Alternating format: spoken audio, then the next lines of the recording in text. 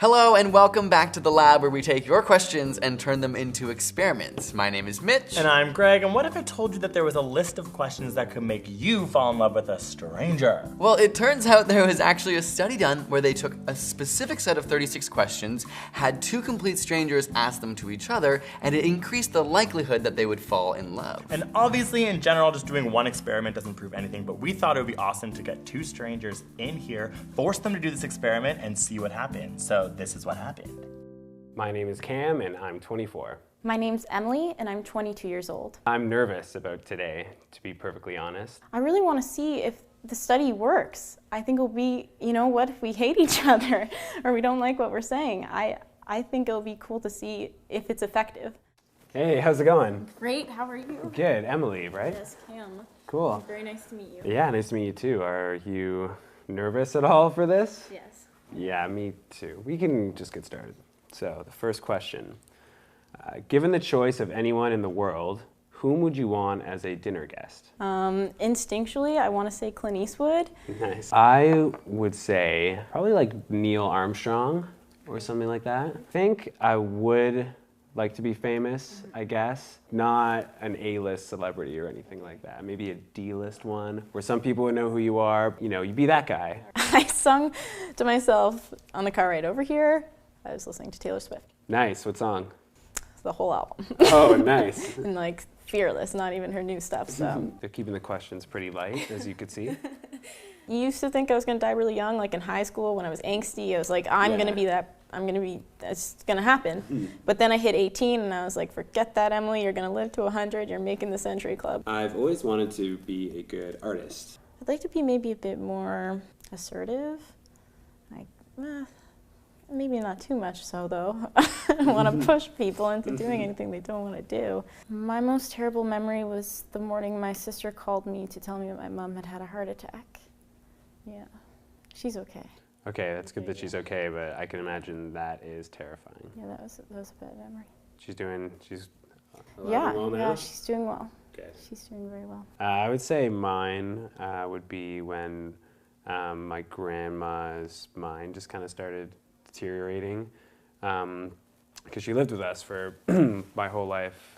To see her forget who I am and call me a different name, and she would wake up some days and and she's a 90-year-old woman and wonder why she didn't have school. That whole part is pretty terrible, I would say. So, yeah. Yeah, it'd be really hard. Mm-hmm. I know people need affection, and I do too, but I have to more think about sometimes my actions. People need validation sometimes, and they need to hear that or see you by touch, stuff like that. Romantic love hasn't been a big role in my life for the past a little over a year now. I'm trying to be a bit more cautious about who I give and receive that love from, because it is so important. I have a stuffed animal, Buster. He's a dog. So I probably might save Buster. Mine's Fluffy. He's also a dog. Oh, okay. Buster and Fluffy should meet one day. Yeah. I was worried about this coming into it because I can be a little bit awkward, but you make me feel at ease. You seem very cool and calm but confident at the same time. So I guess that's 3. But yeah, you definitely have a good personality. I also like what you're wearing. Oh, thank you. I think those colors really complement you and make you look handsome. Cool, thank you. You're welcome. I like your face. It's a nice face. Your face is very symmetrical, which Nice. is something we subconsciously look for, but because I know that, I consciously look for. I say like a lot, like this, like that.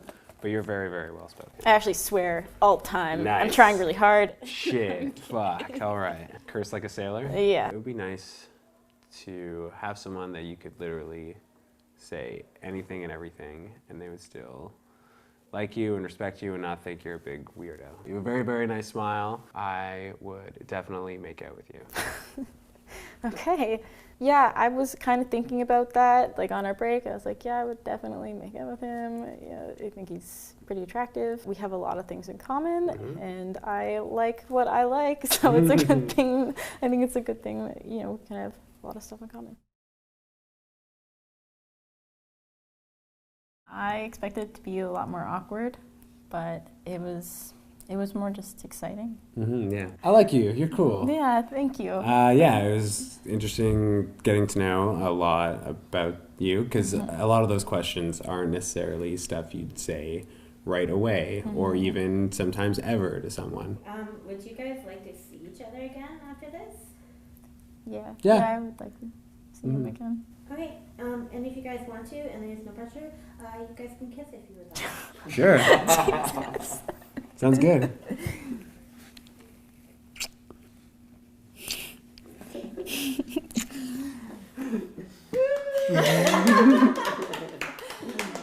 job, you guys. So maybe we'll follow up in like a few months.